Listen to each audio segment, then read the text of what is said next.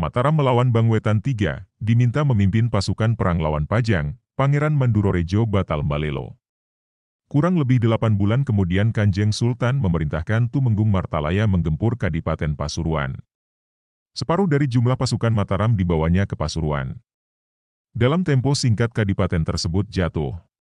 Sementara itu Kanjeng Sultan telah mendengar dari prajurit sandinya bahwa Adipati Pajang akan mbalelo lagi. Dia sudah bersekongkol dengan Pangeran Mandurorejo seorang bupati di wilayah kekuasaan Mataram. Kecuali itu juga bekerja sama dengan seorang menteri di wilayah Kadipaten Pajang bernama Ngabehi Tambakbaya yang memiliki seekor kuda tunggang gagah perawakannya dan berbulu halus mengkilap. Kuda itu sangat pantas jika dijadikan kuda kehormatan bagi seorang raja. Soal kuda inilah yang kemudian dijadikan alasan untuk menggempur mereka-mereka yang berencana akan mbalela atau membangkang. Kanjeng Adipati, menurut pekabaran di Pajang ada seorang menteri yang memiliki kuda sangat bagus, tanya seorang utusan dari Mataram. Betul utusan. Pemilik kuda itu seorang menteri bernama Ngabehi Tambakbaya, kenapa?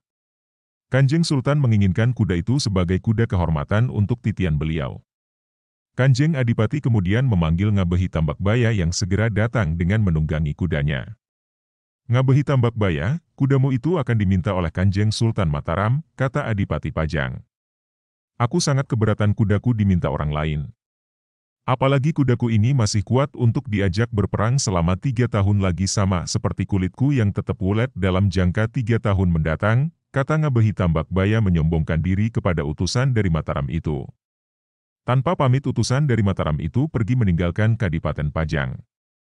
Dilaporkannya semua kata-kata sombong dari Ngabehi Tambakbaya tadi kepada Kanjeng Sultan. Sehingga beliau marah lalu memerintahkan untuk menggempur Kadipaten Pajang. Pangeran Mandurorejo, jadilah senopati perang, pimpin pasukan Mataram untuk merebut Kadipaten Pajang, perintah Sang Prabu. Sesesen Sendika, Gusti, jawab Pangeran Mandurorejo ragu dan resah. Meski akhirnya dia berangkat juga. Bagaimana mungkin dia harus menjadi senopati memimpin perang melawan Kadipaten Pajang? Padahal sebelumnya dirinya pernah berjanji membentuk persengkongkelan rahasia dengan Adipati Pajang dan Ngabehi Tambakbaya akan balela kepada Mataram. Pangeran Mandurorejo bimbang, jadi atau tidakkah dirinya balela? Kalau jadi balela kemungkinan besar Adipati Pajang dan Ngabehi Tambakbaya kalah. Mengingat pasukan prajurit Mataram begini kuatnya. Setelah mereka berdua mendapat hukuman pasti giliran dirinya yang bakal dipenggal lehernya sebagai konsekuensi seorang pembangkang. Akhirnya Pangeran Mandurorejo memutuskan untuk menjadi senopati perang pasukan Mataram yang sesungguhnya serta mengingkari persekongkelan dengan Adipati Pajang dan Ngabehi Tambakbaya. Sementara itu, prajurit sandi Kadipaten Pajang telah melaporkan kedatangan pasukan prajurit Mataram yang dipimpin senopati perang Pangeran Mandurorejo. Maka bersama Ngabehi Tambakbaya Kanjeng Adipati Pajang mempersiapkan pasukannya di sebelah barat kota raja.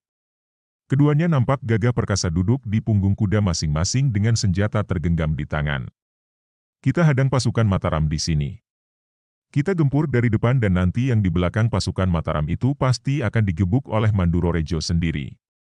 Sisa pasukannya kita pancing agar bergerak maju dan memasuki kota raja di sini mereka kita lumat habis.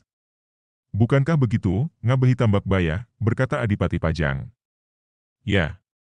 Begitulah kira-kira strategi kita menghancurkan mereka, jawab Ngabehi Tambakbaya dengan tenangnya karena dia sangat percaya pada perjanjian persekongkelan untuk menggulingkan Mataram beberapa waktu yang lalu. Ditulis, Ahyadi.